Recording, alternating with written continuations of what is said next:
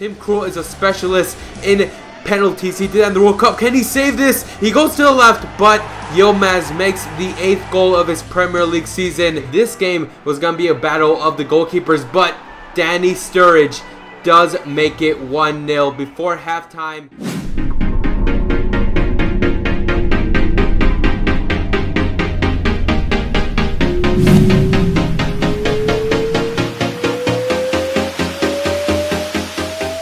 Yo, what's up guys? How are you guys doing today? It is me, Quinkun, and welcome back to episode number 7 of the Newcastle United Career Mode series, and we're going to be taking a look at the league table. Stoke City is in first place with 8 wins, 1 draw, and 1 loss. They have 25 points, and they're ahead of Spurs and Chelsea. Spurs is in second with 22 points, and Chelsea is in third with 21 points. We're going to be facing West Brom in the first game of today's episode, and they're right under us in the league table. They're in 8th with 15 points, so we have a 2-point lead in front of them. So we need to win this game because we lost versus Liverpool and Spurs in the previous episode. We are on a 2-game losing streak, and I decided to put in Perez as a striker for today's game. I got tired of Cisse. He wasn't doing that much, so I left him on the bench. And Haidara, he has a permanent spot in the starting 11 as our starting left back because he's been doing so well, and I decided to put him in today's game, and he actually did pretty good. But we start things off in the 12th minute. Carrillo wins a ball. Perez with a beautiful pass here to Carrillo. Carrillo is like, what, 15 yards away, and he shoots it to make it 1-0 in the 13th minute. Assist from Perez. And Perez has, you know, he's just been doing so well. Very good pass here for Carrillo, but Carrillo did all the work, winning the ball back and making that goal in. 4th goal of the league season. He's been exceptionally well this season. He played for Sporting. We bought him, and he's been so freaking good. But here is Sissoko, very well, getting past defenders. He shoots it, and it just goes wide. We go into the second half, and we make some substitutions. We take out Tiote and Goifran, and we put in Anita and Jonas Gutierrez. And Jonas Gutierrez, this guy's insane. Look at him getting past defenders. He passes it off to Sissoko. Sissoko goes for it, but the shot does get hit in the defender, and we are in the 90th minute. Can we get the 3 points?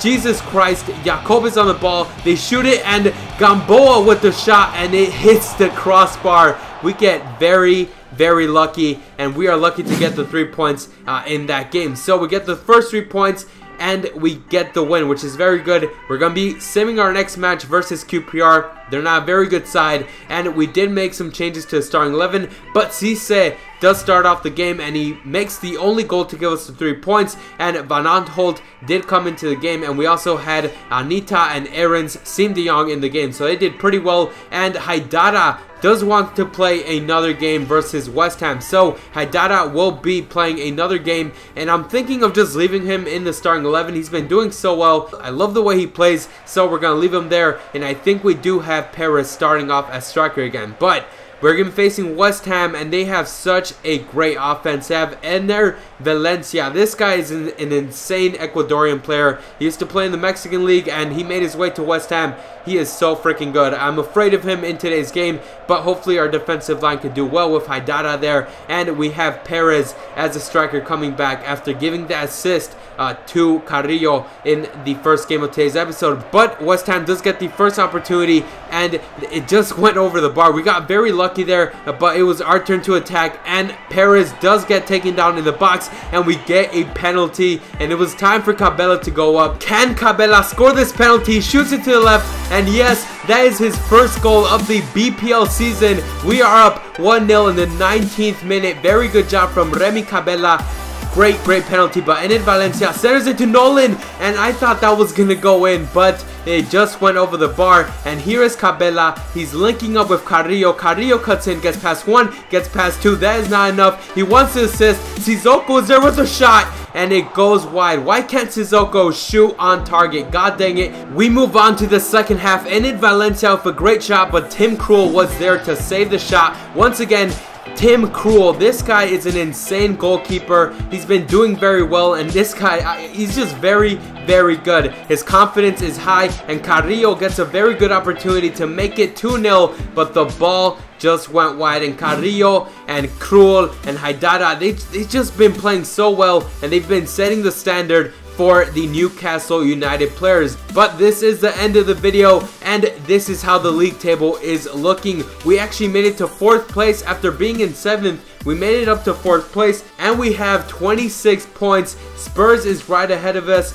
because of goal difference, but other than that, if we get more goals, we can take the lead away from Spurs if we keep winning our games. So great job from Newcastle United. We're doing very well. We're back on track. And if you guys did make it to the end of this video, please answer this question. And I'm going to be doing this every episode. Who is the best football player right now? Is it Cristiano Ronaldo, Messi, Neymar, or is it Paul Pogba? Any of those, or leave your own comment down below on who is the best player in the world right now. Leave a comment, and that's pretty much it. I'm Quinkun, and I'll see you guys next time. First you both go out your way and the vibe is feeling strong, and what's small turn to a friendship turn to a bond, and that bond will never be broken, the love will never get lost.